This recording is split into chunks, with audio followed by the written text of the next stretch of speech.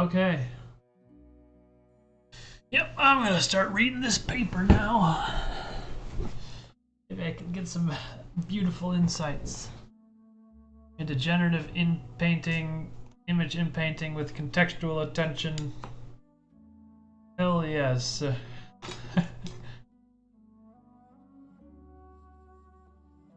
Recent deep learning based approaches have shown promising results for the challenging task of inpainting large missing regions in an image. These methods can generate visually plausible image structures and textures, but often create distorted structures or blurry textures in something. So, yeah.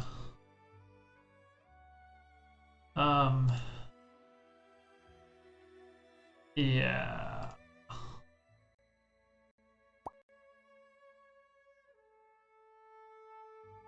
Yes, I was adjusting levels for all of my viewers. On the other hand, traditional texture patches in this approach are particularly suitable. It needs to borrow textures from the surrounding regions. Motivated by these observations, we propose a new deep generative model-based approach. We can not only synthesize novel image structures, but also explicitly utilize surrounding image features as references during network training to make better predictions. The model is a feed-forward, fully convolutional neural network which can process images with multiple holes, arbitrary locations, variable sizes during test time. Trains on multiple datasets, including faces and natural images, demonstrate that a proposed approach generates high. Okay, yeah. Painting is an important task in computer vision. It has many applications in photo editing, image-based rendering. First one's image is painting, synthesizing visually realistic, semantically plausible pixels. Early works attempted using ideas similar to texture synthesis, matching, copying background patches into holes starting at low resolution to high resolution, or propagating hole boundaries. These approaches work well, especially in background inpainting tasks, and are widely deployed in practical applications. However, as they assume missing patches can be found somewhere in the background regions, they cannot hallucinate novel image contents for challenging cases where in-painting regions involve complex, non-repetitive structures. Moreover, these methods are not able to capture high-level semantics. Rapid progress in deep convolutional neural networks, generative adversarial networks inspired recent works to formulate in-painting as a conditional image generation problem where high-level recognition and low-level pixel synthesis are formulated in a convolution encoder-decoder network jointly trained with adversarial networks to encourage a coherency between generated existing pixels. These works are shown to generate plausible new contents in highly structured images such as faces, objects, and scenes. Unfortunately, these CNN-based methods often create boundary artifacts, distorted structures, blurry textures inconsistent with surrounding areas.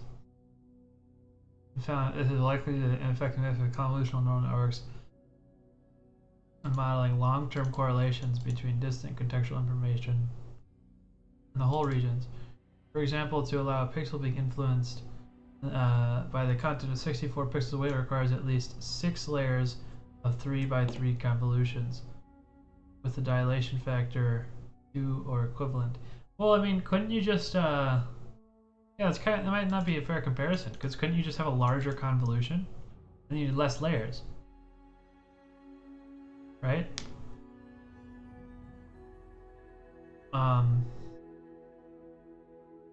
The dilation factor of 2 or equivalent. What is the dilation factor of a convolution? Convolution dilation factor. I forget what this means.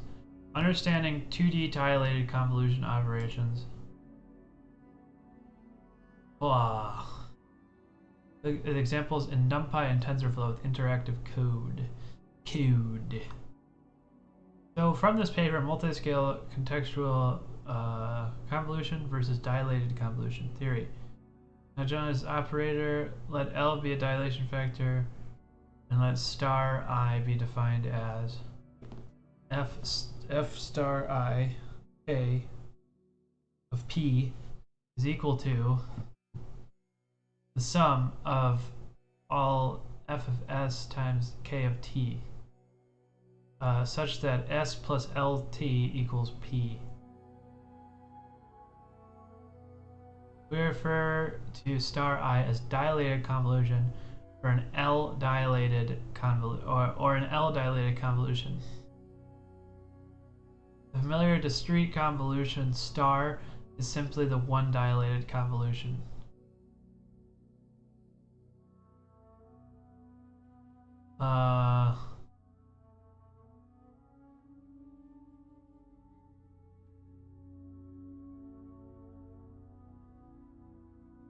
I'm having trouble understanding. The familiar discrete convolution is simply the one dilated convolution.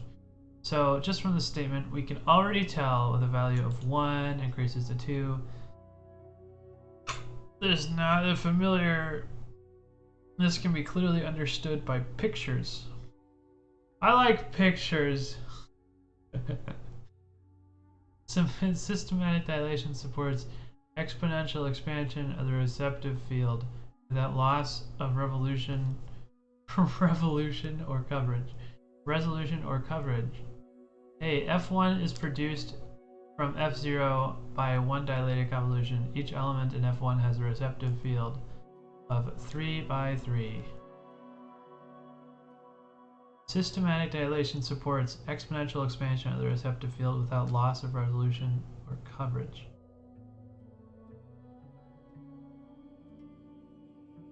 What? F1 is produced from F0 by a one dilated convolution. F1 is produced. What is F1? Huh? Is produced from F0 by a one dilated. Each element in F1 has a receptive field of 3 by 3. Okay. Oh, so is this like overlap or something? So this is a 4 dilated convolution.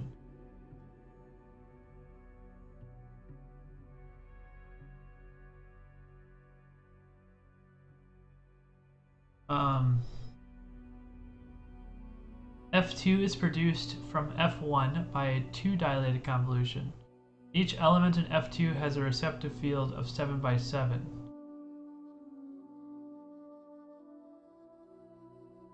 F3 is produced from F2 by a 4 dilated convolution.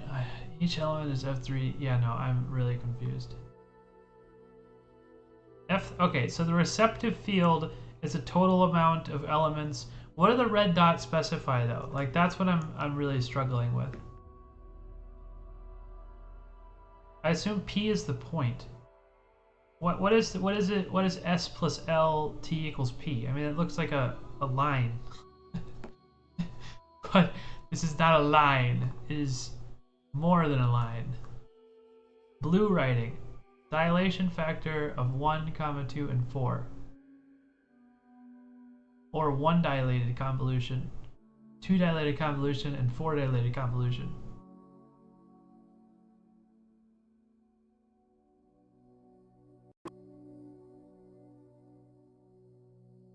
Of 1, 2, and 4. What does the dilation factor mean?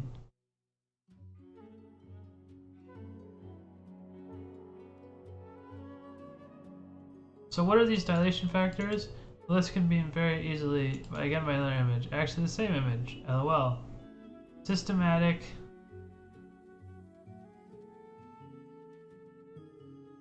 Blue numbers. Dilation of factors applied to kernel.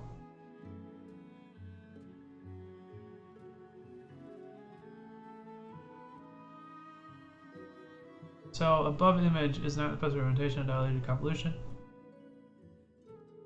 But you get the general idea of what, and as dilation factor increases, the space between original kernel elements gets wider and wider.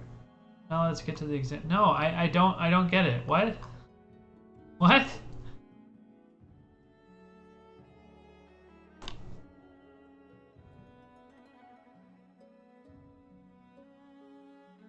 I still don't get it.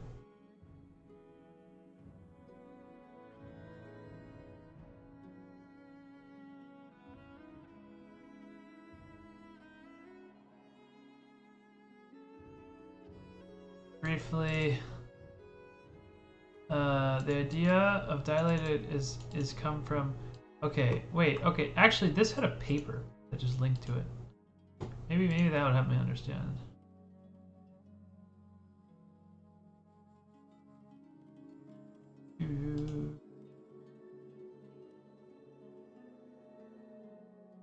Okay, let's check this out. Cellular models for semantic segmentation. Semantic segmentation? What the fuck is that? Is that just like drawing lines around objects in a picture? Is that what that is? For semantic segmentation are based on adaptations of convolutional networks that had originally been designed for image classification. However, dense prediction problems such as semantic segmentation are structurally different from image classification. In this work, we develop a new convolutional network module that is specifically designed for dense prediction. The presented module uses dilated convolutions to systematically aggregate multi-scale contextual information without losing resolution. Dilated convolutions to systematically aggregate multi-scale contextual. The architecture is based on the fact that dilated convolutions support exponential expansion of the receptive field without loss of resolution or coverage. We show that the presented context module increases the accuracy of state-of-the-art semantic segmentation systems. In addition, we examine the adaptation of image classification networks to dense prediction and show that simplifying the adaptive network can increase accuracy. Well, that's all well and good, but did you consider how much it would cost the American public? No, you didn't. Taxpayers. Alright, that was a cringe political meme. Many natural problems in computer vision are instances of dense prediction. Dilated convolutions. Let f be a function from z squared to r. Be a discrete function. Let omega sub r is equal to the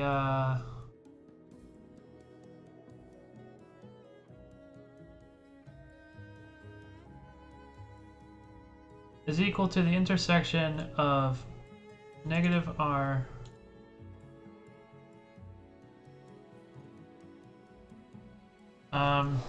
okay. Wait, so okay, so it's just all of the integers that are between negative r and r, or all of the integer tuples that fall within the. This is a square. It's a square of integers basically. Let k k is a function from omega squared to r. Oh crap! I was selling my teeth. I wonder if I can use this fork.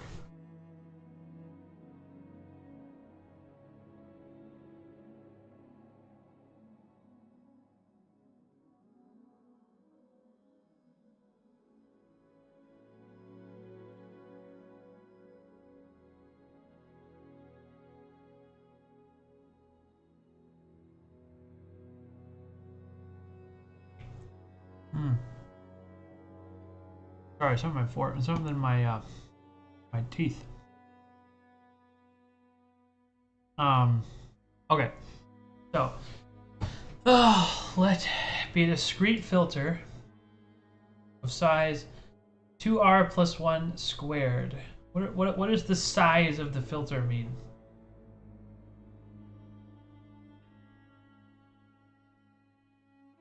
The discrete convolution operator star can be defined as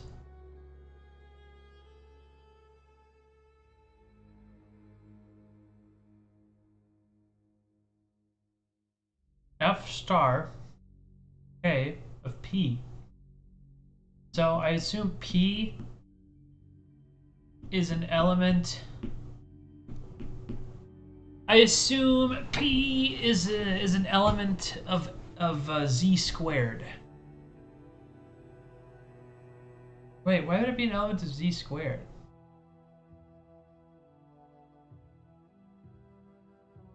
I'm really confused.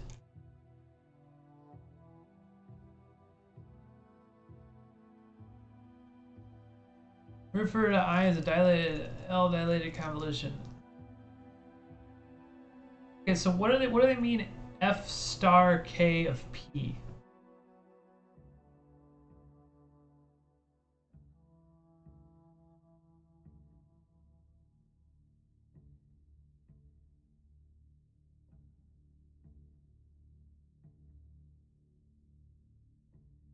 So omega R is a subset. Omega sub R is a subset of Z squared,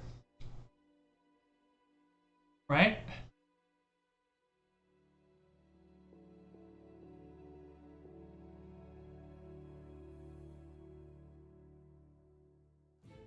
Omega sub R is a subset of Z squared. So P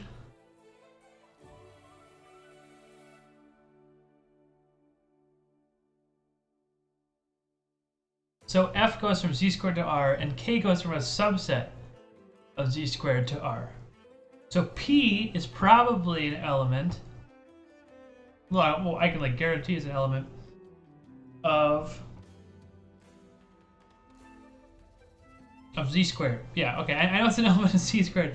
Is it an element of omega sub R?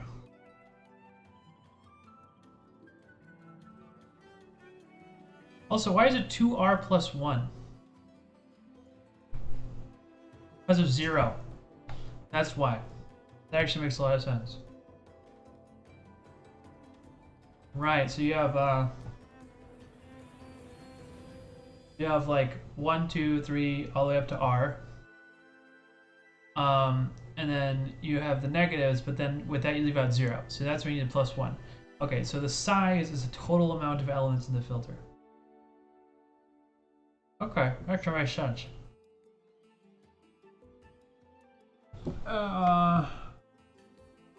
Yeah, alright. The discrete convolution operator star can be defined as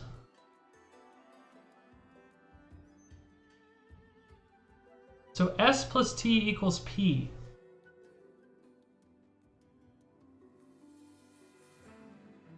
Okay. I'm gonna draw this on a. Oh wait. Oh, man, I wish I could like draw it on the stream. That'd be so sick. But I'm on Linux right now, and my drawing tablet does not support Linux. I don't know. Maybe I could use like Paint or something. Paint. Pinta.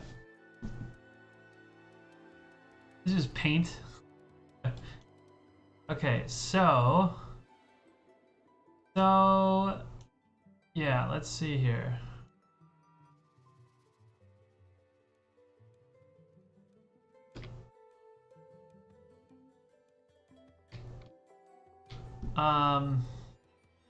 Okay, so we have like A, B, oh, okay, that's D, E, F, G, H, I, J, K, L, M, O, P. It's a matrix. Okay. And let's say we have 3x3 convolution, right? 3x3 convolution. 1, 2, 3, 4, 5, 6, 7. Then the normal definition of the convolution would be F star K P. This is terrible. Holy shit.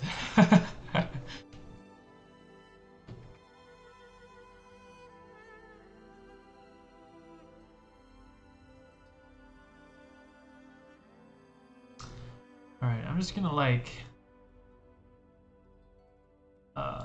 you. Okay. Close without saving. Alright, so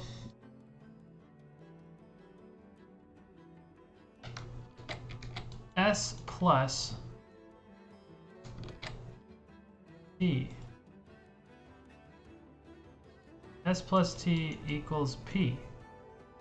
Okay, and we have f of S. So K maps from omega R to R. Okay, let's just say R is equal to 3. Then omega R equals it equals -3 comma okay, so we have a grid, right? We have so let's call this negative and negative, and then as we go down and across, so we have -3 comma -3, and we have -2 comma -3, -1, 0, 1, 2, 3. Okay, so we have this whole thing, and over here we have 3 comma 3. Right, okay. Over there we have 3 comma 3. So we have S plus T equals P. All the points such that S plus T equals P. So what is P? Is P just any point I choose? I don't know. Let's choose P to be like 7 comma 7. So S plus T equals P. So T has to be an element of omega R. At least I think it does. So T has to be an element of omega R. Which means that T is restricted to one of these guys, right? T is restricted to here. So if I just choose one, T equals -3 comma -3, then S has to equal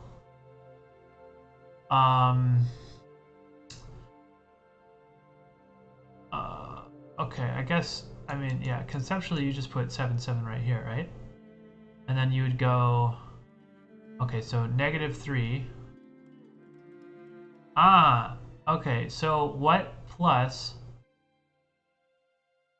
oh, wait. So, yeah, the question is what plus -3? What plus -3 is equal to 7. 7. What plus -3 is equal to 7, 7?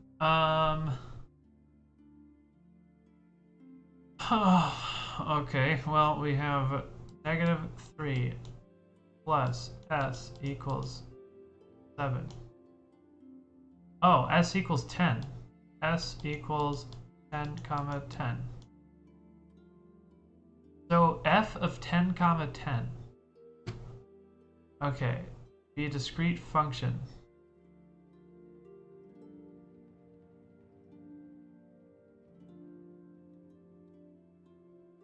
Okay, so 10 comma 10. So we're like centering it at P, right? So P equals 7 comma 7,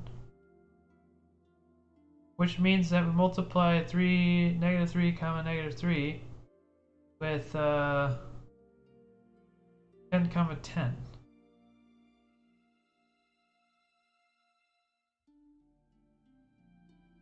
The thing at -3 comma -3 or the thing at 10 comma 10.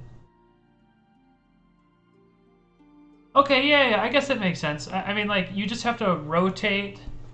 So, yeah, you just have to rotate this convolution. Or you'd have to take the transpose as convolution. Or no, it wouldn't be the transpose.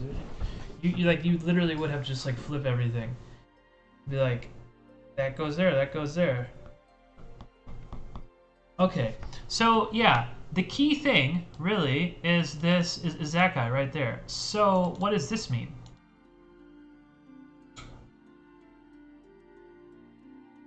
So it means that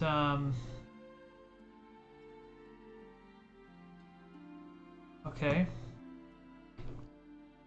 What I think it means, can I like get rid of auto hide? Oh yo, sick. Okay, so S plus L P is equal to P. Let's say that L is equal to 2, right? Let's do something similar. So we have P is equal to, I don't know, it's 10. I don't know, like, you know, like 10 or something. No, P is equal to 7 comma 7 again, right? And I know that, yeah, okay, so P is equal to 7 comma 7. Then S. Okay, so T, again, still has to be an element of omega R, right? So let's say that T is equal to 3 comma 3. Just for old time's sake. That means we have 7 is equal to S plus 2 times 3 implies S is equal to 1. Okay. Okay. So, instead, okay, so if I go back to, do they have pictures? Wow. They have pictures. Do they have pictures? Wow, they have pictures.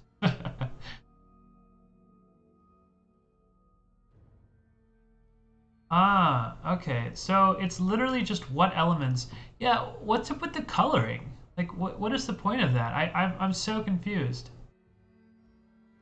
Supports exponential expansion of the receptive field without loss of resolution coverage.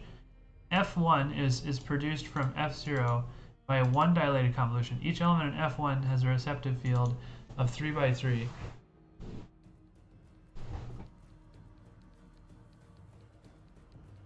F2 is produced. Oh my gosh. I keep on putting my feet by my power strip. Turn off my computer again. Each element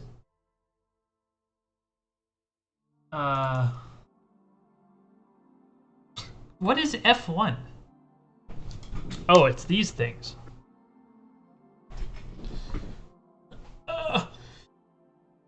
Okay, trying to reposition myself in my epic chair, my IKEA chair, and it worked. Did it? Okay, we'll refer to star I as a dialectic convolution. Okay, yeah, dialectic convolution operator has been referred to as past. Yeah, we use the term dilated convolution instead of convolution. Dilated filter to clarify that no dilated filter is constructed or presented. The convolution operator itself is modified to use the filter parameters in a different way.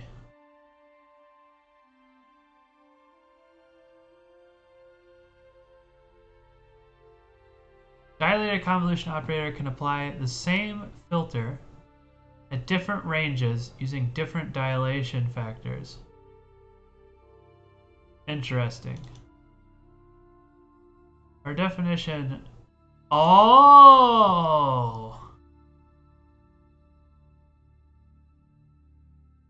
So like, they would use the same exact filter and then just put in different values of L.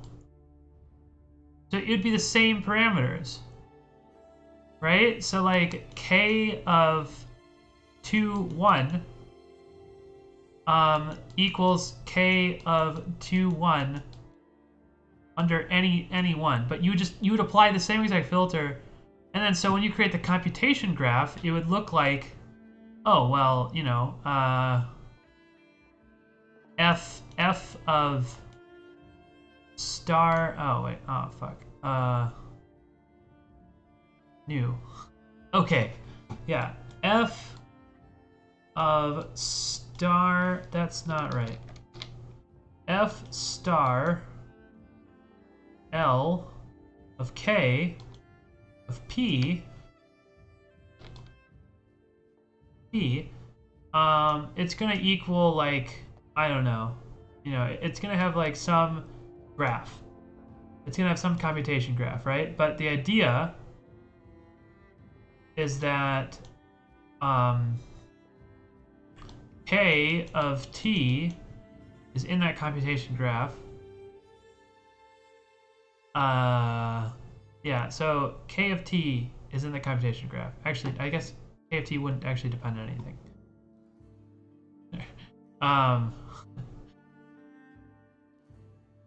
Yeah, so K of T is in the computation graph, right? And then that same K of T, so it's the S that changes. But if you had L2K of P is equal to, yeah, it'd be that same exact K of T that would be in the computation graph. So this depends on that, but like this is like that, right? That's this node. This is a different node. Or I guess to actually like bring it home, I could just my gosh. Wait, yeah. Better idea. Yeah, okay, so this is that node, right? We have another node, and that is that node. K of T goes to both of these nodes in the computation graph. Okay. I'm very happy. Okay, I think I actually do understand what this is about. So I understand like it conceptually, and I understand it practically speaking. Yeah, so they do multi-scale stuff. So with different parameters for L.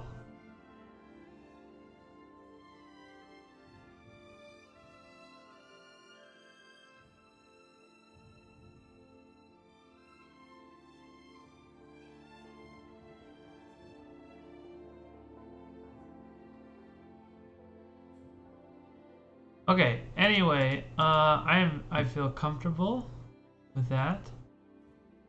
Close without saving. Close without saving. Close without saving.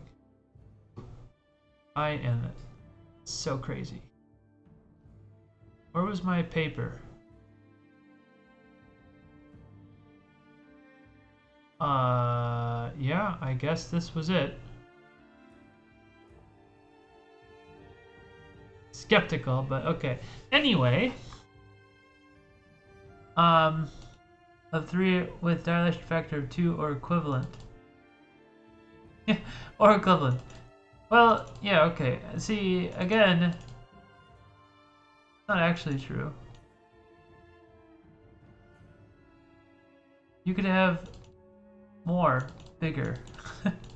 Yeah, you could increase the convolutions, or you could increase the scale factor. Nevertheless, a dilated convolution samples features from a regular and symmetric grid, and thus not be able to weigh the features of interest over others. What? Why? Note that a recent work attempts to address the appearance discrepancy by optimizing texture similarities between generated patches, match patches in known regions. Although improving the visual quality, this method is being dragged by hundreds of gradient descent iterations and cost minutes to process an image. Resolution 512, 512 on GPUs. Present a unified feed for a generative network with a novel contextual attention layer for image inpainting. A proposed network consists of 2 stages. The first stage is a simple dilated convolutional network. trained with reconstruction loss to rough out the missing contents. Is a simple dilated convolutional network trained with reconstruction.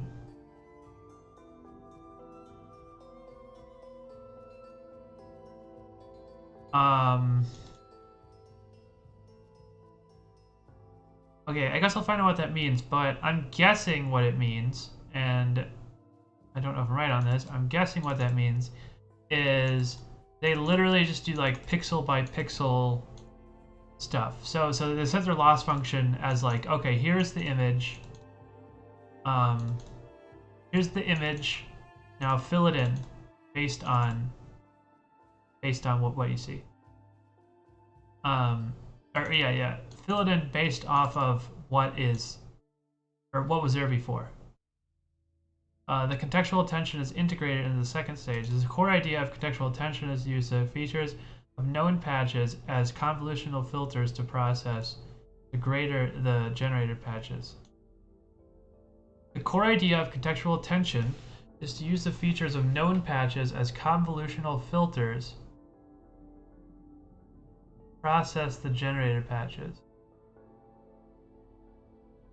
It is designed and implemented with convolution for matching generated patches with known contextual patches.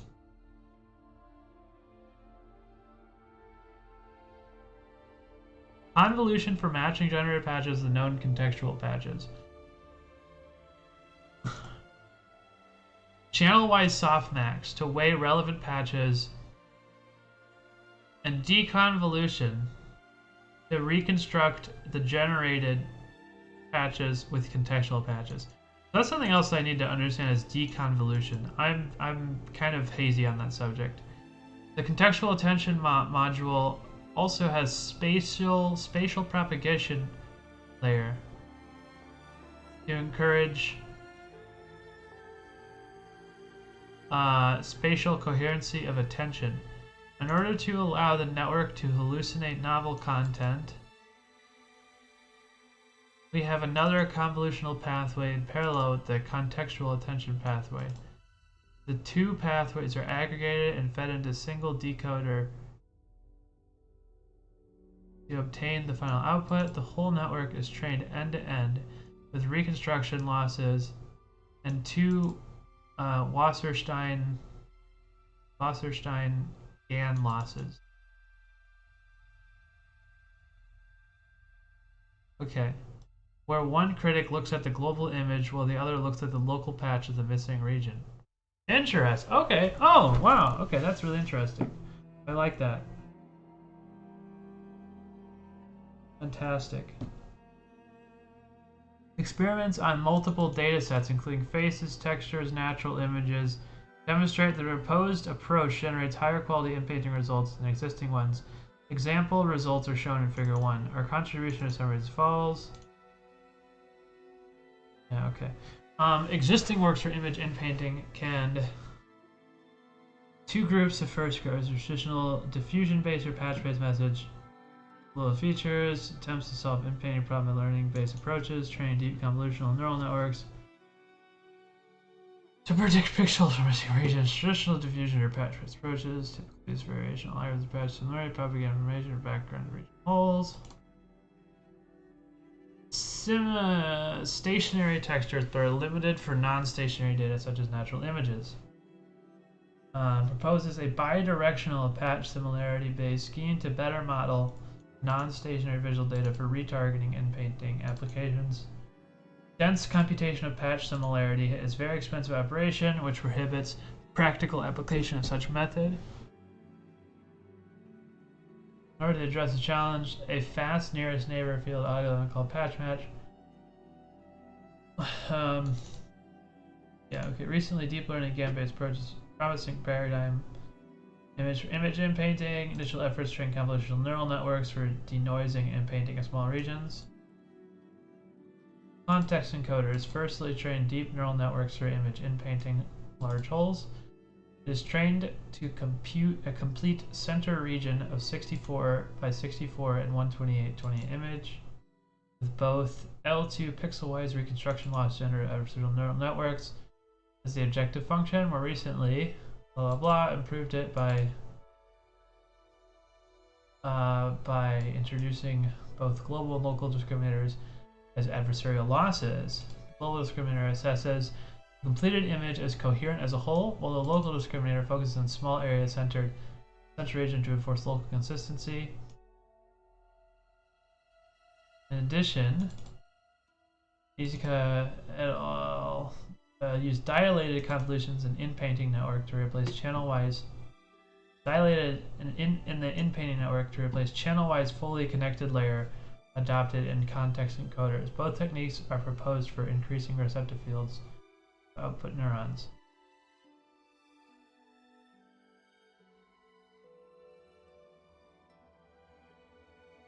Both techniques. That's not how you spell techniques, right? Like, I'm not going crazy here. Meanwhile, there have been several studies focusing on generative face in painting. Ye et al. Search for the closest encoding in latent space of the corrupted image, decode to get completed image. Lee et al. Introduced additional face parsing loss for face completion. However, these methods typically require post-processing steps such as image blending operation to enforce color coherence into the whole boundaries. SOTA works with ideas from image stylization to formulate the in-painting as an optimization problem. For example, Yang Gang et al. Okay, I'll stop. Propose a multi-scale neural patch. This is approach based on joint. Yeah, okay. There have been many studies on learning spatial attention in deep convolutional networks. Here, we select to review a few representative ones to propose a contextual attention model. Yaterberg firstly proposed a parametric spatial attention module called Spatial Transformer Network for object classification tasks. The model has a localization module to predict parameter of global affine transformation rate features. However, this model assumes a global transformation, so it is not suitable for modeling patchwise attention. So, etc. Al. That's what that means. Etc. Albert. Introduce an appearance flow. Oh, Zoe and others produce an appearance flow to predict offset vectors specifying which pixels of the input view should be moved to reconstruct the target view for novel view synthesis. This method is shown to be effective for matching related views of the same objects, but is not effective in predicting a flow field for the background region as a whole, according to our experiments. Recently, Dai et al. And Jian et al. Proposed to learn spatially attentive or attractive convolutional kernels. These methods can potentially better leverage information to form convolutional kernel shape during training. May still be limited. I don't know what that means. Improve generative in-painting neural network. We first construct our baseline generative image in-painting network by reproducing and making several improvements to the recent state-of-the-art in-painting model, which has been shown promising visual results for in-painting images of faces, building facades, and natural images.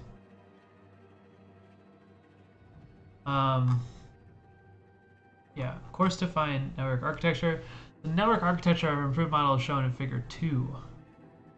We follow the same input and output configurations as in 15.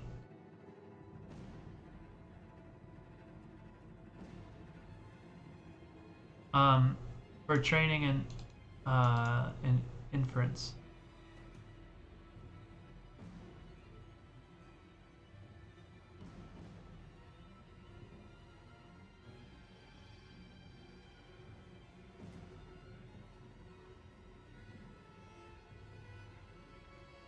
Okay, the generator network takes an image with white pixels, filled in with holes, and a binary mask indicating the whole region as input pairs.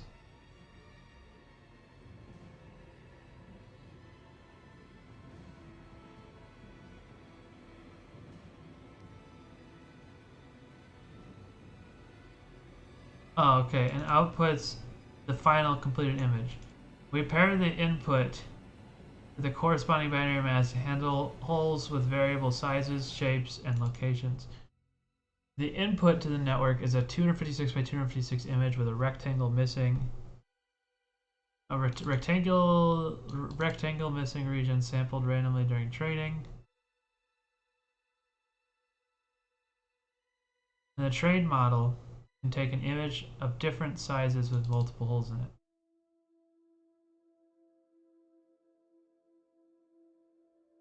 An image impinging test, the size of the receptive field should be sufficiently large. And Uzica et al. Adopt dilated convolution for that purpose. Further enlarge the receptive fields to stabilize training.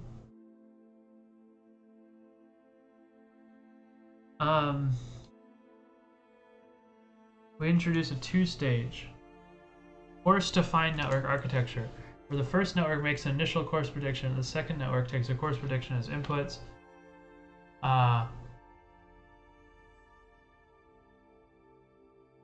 And predict refined results. The course network is trained with the reconstruction loss explicitly, while the refinement network is trained with the reconstruction as well as GAN losses.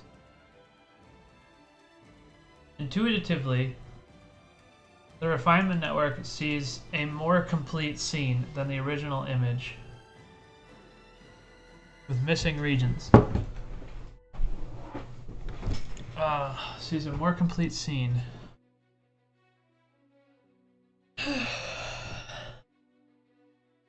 In the original image with missing regions, so its encoder can learn better feature representation than the course network.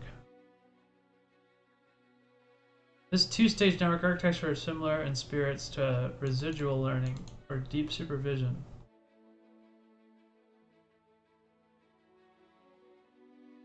Deep residual learning. Oh, what is that? Deep residual learning for image recognition. Wait. Oh. I was like, am I a genius?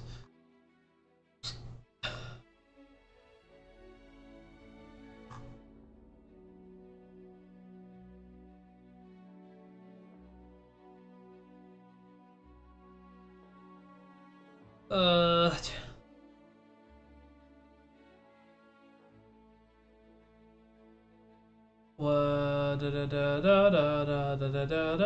Where is it? Am I going crazy? There's receptive stabilized training, just two-stage course find network, first network, course network. When again lessons intuitively refinement network.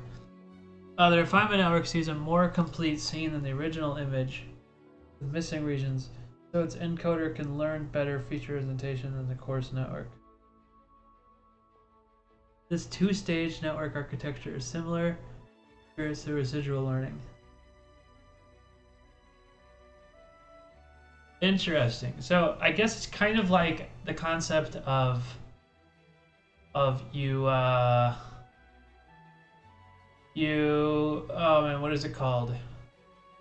Like you would paint like a landscape. You paint like the outline of something before you actually paint, or yeah, you would sketch something before you actually paint it. Yeah. Okay. So I guess that's the interesting part, though, right? Because like, how does the course network actually work? Because so far it seems like the course network can't actually hallucinate anything. Right? Like there's no generative aspect to it. Or yeah, like it was trained on like pixel differences or something. Or was it? Yeah, I don't know. I mean, no, that actually wouldn't make any sense. I was gonna say, yeah. Yeah, we'll see. But okay, so StyleGAN, right? They like deconvolute. They have like a chain of deconvolutions that get like finer and finer details. And I think that was the most like interesting thing there.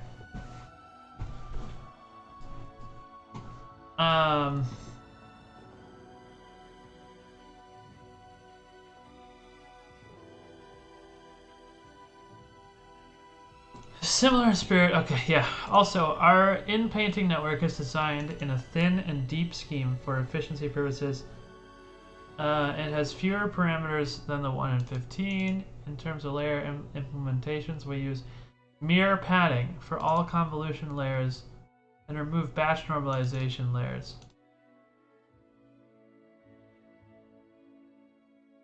Which we found deteriorates color coherence.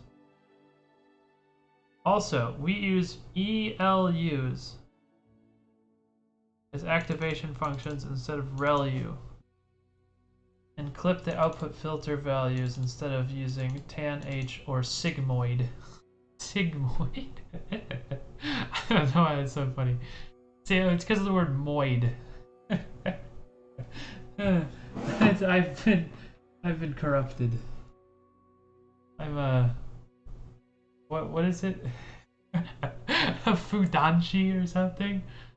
Rotten boy? I'm pretty sure that's right.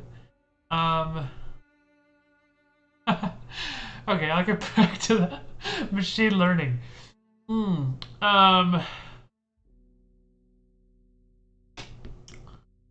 Design thin. Okay, in terms of layer implementations, we use mirror padding to remove batch normalization layers, which we found deteriorates color coherence.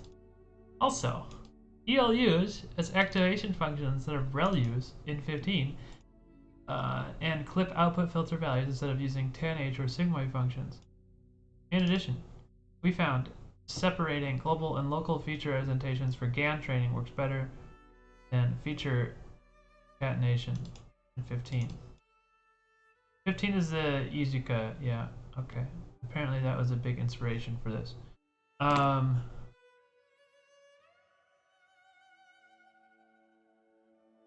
Different from previous genera, which rely on DC GAN, District of Columbia GAN. Not to be confused with BC, British Columbia.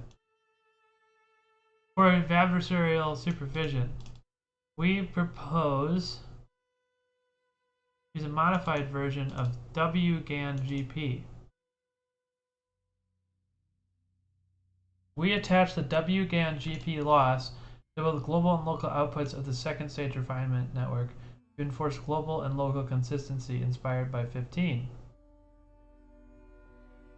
WGAN-GP loss is well known to outperform existing GAN losses for image generation tasks.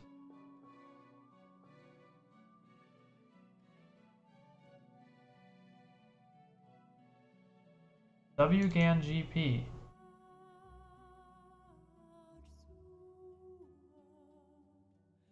I'll check that out. And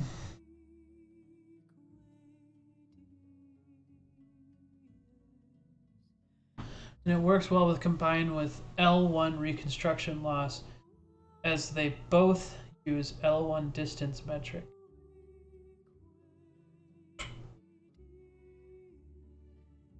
Specifically, WGAN uses the Earth mover distance metric Wasserstein-1 distance WPRPG for comparing the generated and real data distributions. Its objective function is constructed by applying the Kantorovich-Rubinstein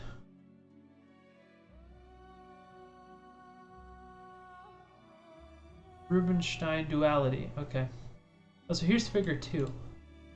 I want to look at this for a while.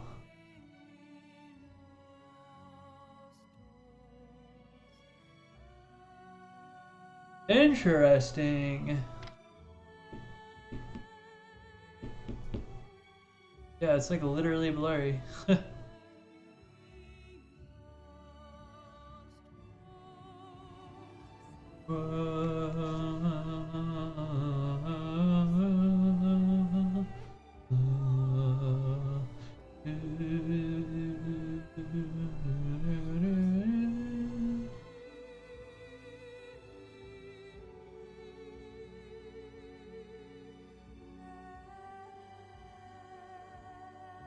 Oh, okay. Fascinating. Fascinating.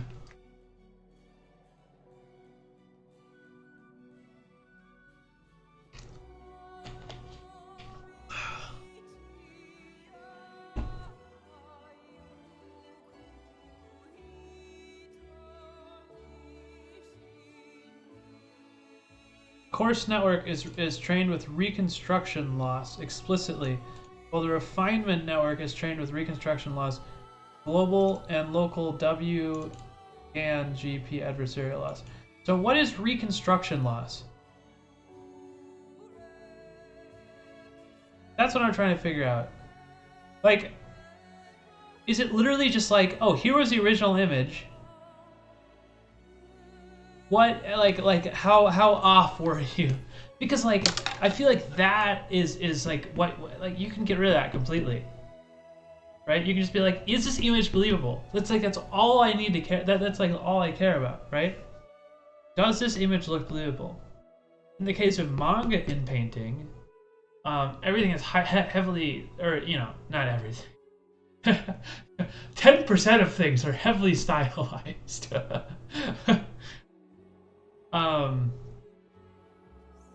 Right, but you have information that is specific to that particular work, right? So that is something that I think that whatever system I come up with would have to take into account.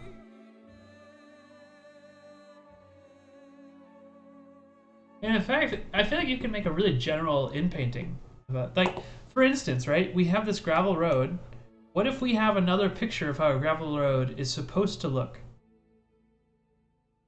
You know? Then it would have some sort of, it would have extra content, extra context.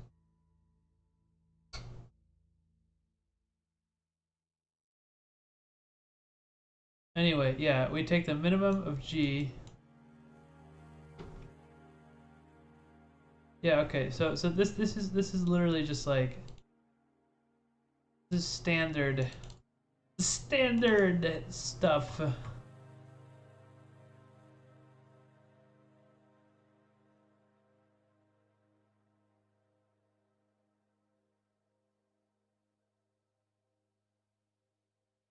The objective function is constructed by applying the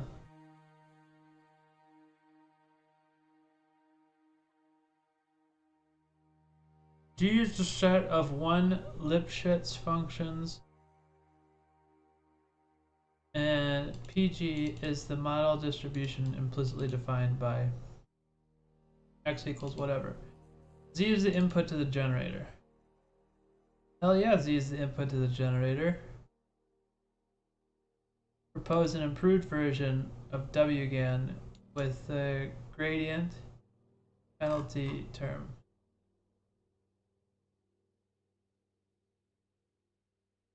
Okay, so we're not relying on DC GAN. We're relying on WGAN. Got it. Okay. I have no idea the difference. What is it? This is E. This is entropy? Or no, it's the expected value.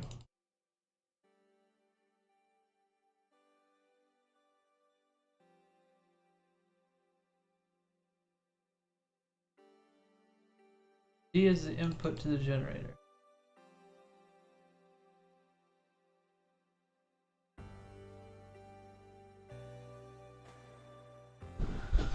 Okay.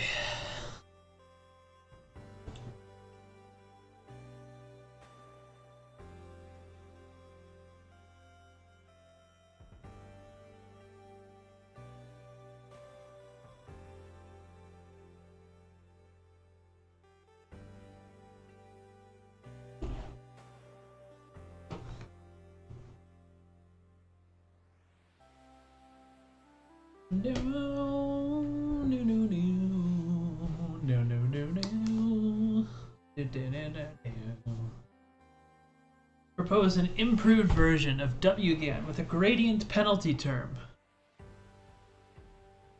So if the gradient is really steep, okay, interesting.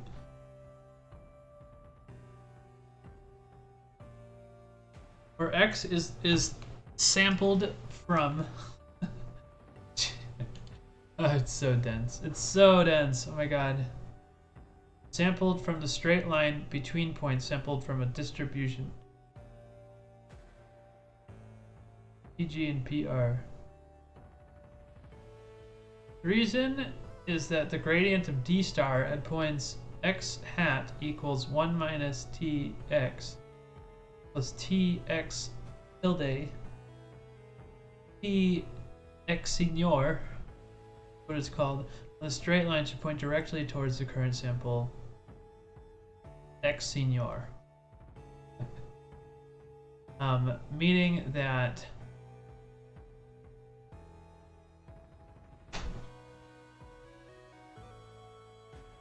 for image range painting, we only try to predict whole regions. Thus, the gradient penalty should be applied only to pixels inside the hole. Okay, that makes sense. This can be implemented with multiplication of gradients. Wait, but actually, yeah, no, maybe you should actually apply it to everything, right? Because, okay, theoretically, right? If a hole is bad, then but like if an in-paint result is actually really poor, then it will actually ruin the whole image, right? Like it'll make the whole image very incoherent. So maybe you should actually penalize. Like you should, yeah, you want to penalize the result. Oh. Right, but you don't actually want to do... Okay. Input mask M.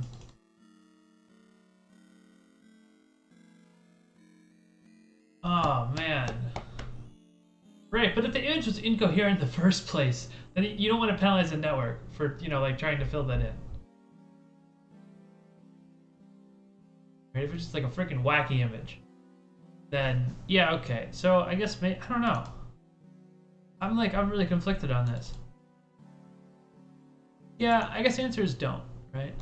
We use weighted sum of pixel-wise L1 loss instead of mean squared error.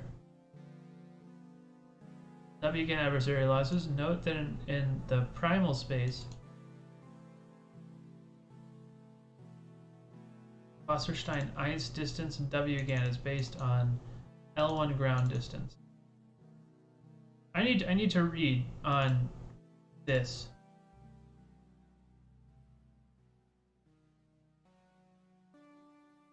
Where pi of PR, comma PG denotes a set of all joint distributions whose marginals are respectively PR and PG. Intuitively, the pixel-wise reconstruction loss directly regresses holes to the current ground truth image.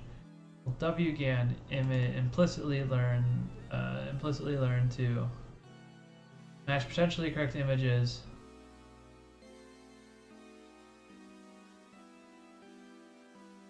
directly regresses holes to the current ground truth.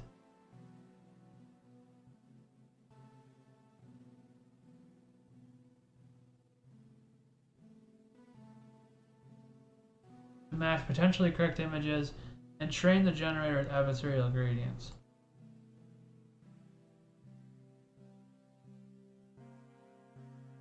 Combined loss is easier to train and makes the optimization process stabler. Basically discounted reconstruction loss. Okay, so this is actually what I wanted to learn, or not learn, but this is what I want to read about. So, is this based on discriminator, or is this just based on ground truth? In painting, problems involve hallucination of pixels, so it could have many plausible solutions for any given context. In challenging cases, a plausible completed image can have patches or pixels that are very different from those in the original image. As we have the original image as the only ground truth computer reconstruction laws, strong enforcement of reconstruction laws and those pixels may mislead the training process of convolutional network.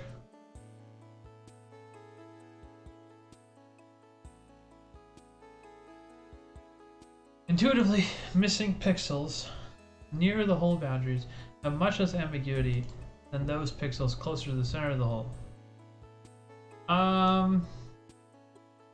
Generally speaking.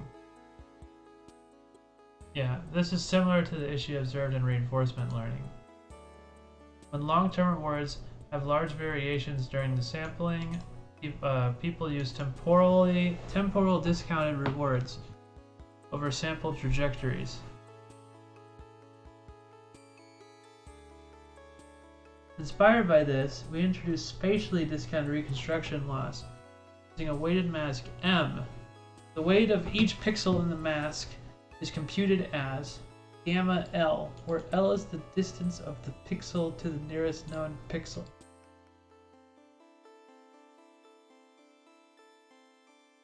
Gamma is set to 0.99 in all experiments.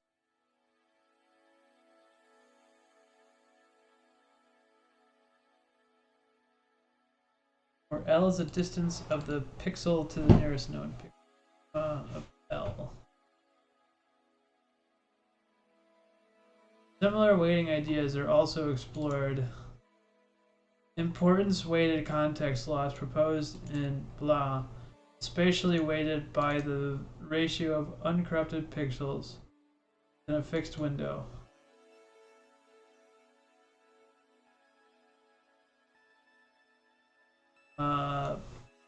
Pathak et al. Predict a slightly larger patch with smaller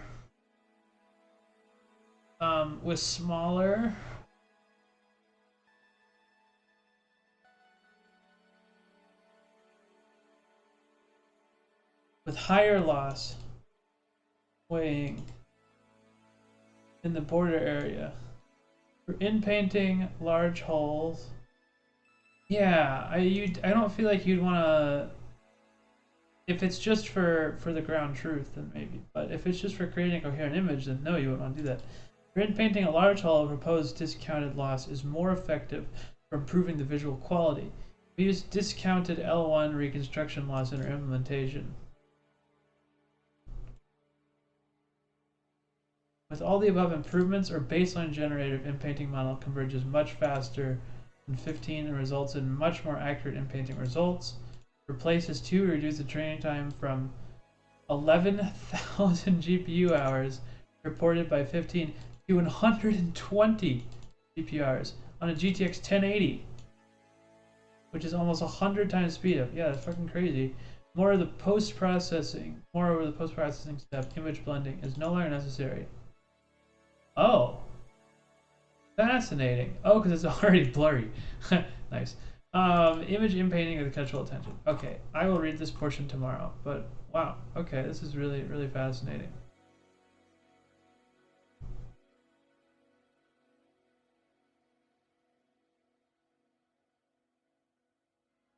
I'm learning so much. Oh, look at that terrible artifact. Is anyone seeing this? Look at this. Listen to me.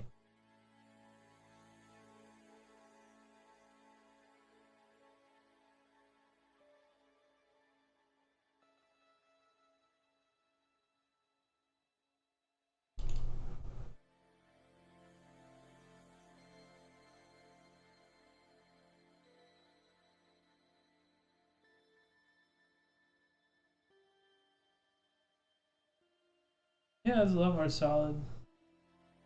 I don't know, that's really noticeable though.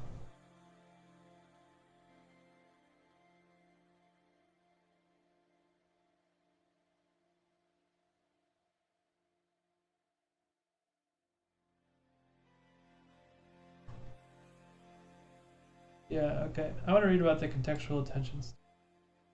Lol.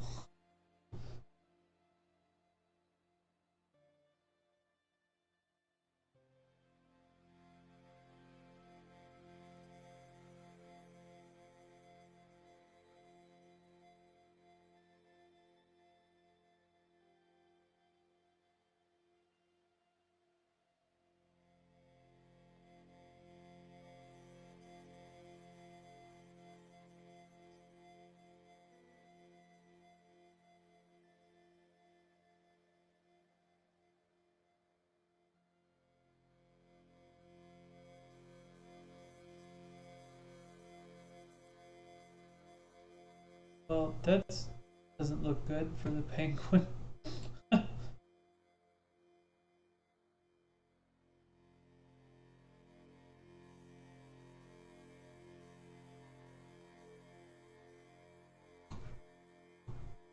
Aight.